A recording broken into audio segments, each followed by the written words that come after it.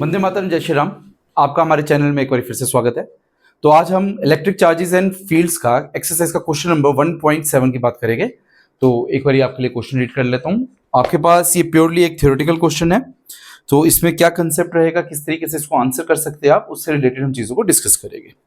Question number 1.7 A part, electrostatic field line is a continuous curve, full stop, that is a field line cannot have a sudden breaks, why not? ठीक है, electric field की properties से है ये question. Second B part, explain why two field lines never cross each other at any point. ठीक है, तो हमारे पास क्वेश्चन नंबर 1.7, इसमें दो पार्ट है।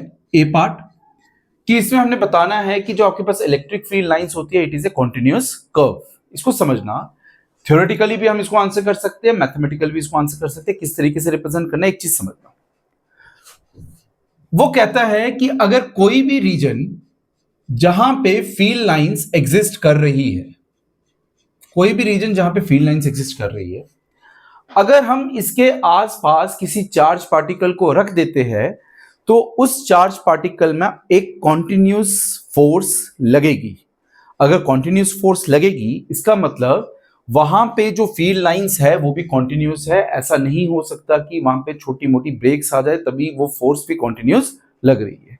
दूसरा, अगर हम इलेक्ट्रिक फील्ड लाइंस की बात करें तो E is equal to 1/4 pi epsilon naught into Q upon R square.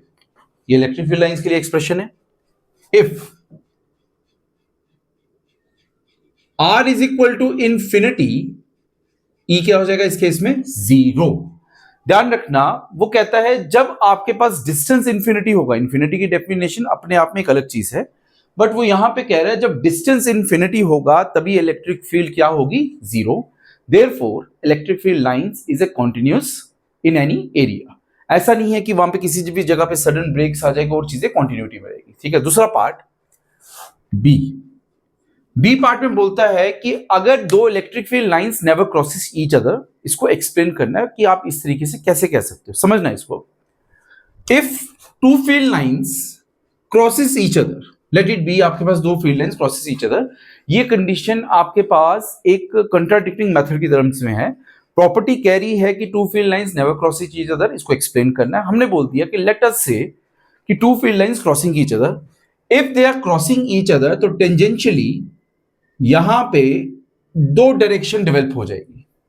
तो प्रैक्टिकली किसी भी जगह पे दो डायरेक्शंस डेवलप हो जाना पॉसिबल नहीं है, hence two field lines never crosses each other. अच्छा, तो ये थोड़े आपके पास थ्योरेटिकल क्वेश्चन है। आइदर इसको थ्योरेटिकल फॉर्म में रिप्रेजेंट कर दो कि आपके पास कॉन्टिन्यूस कर्व है, क्योंकि फोर्स कॉन्टिन्यूस लग रही है इसलिए कर्व भी कॉन्टिन्यूस है, या फिर इसको मैथमेटिकली रिप्रेजेंट कर दो कि इलेक्ट्रिक फील्ड का ये एक्सप्रेशन होता है, तो इलेक्ट्रिक फील्ड 0 तभी होगी जब R आपके पास इनफिनाइट होगा। और बी पार्ट में क्या था कि show that two field lines never cross each other, तो अगर वो क्रॉस करती है तो वहां पे पॉइंट ऑफ इंटरसेक्शन में दो टेंजेंट्स की डायरेक्शन बन जाएगी, जो प्रैक्टिकली पॉसिबल नहीं है, hence electric field lines never crosses each other. तो हाँ, एक चीज का और, ये आपके पास इलेक्ट्रिक फील्ड लाइंस की प्रॉपर्टीज से रिलेटेड क्वेश्चन है। हाँ, एग्जाम में बहुत बार आ चुके हैं। ठीक है, तो ये हमारे पास टेक्स्ट बुक का क्वेश्चन नंबर 1.7 था। तो नेक्स्ट वीडियो में हम नेक्स्ट क्वेश्चन के साथ मिलेंगे। तब तक के लिए आप सबको वंदे मातरम, जय श्री राम।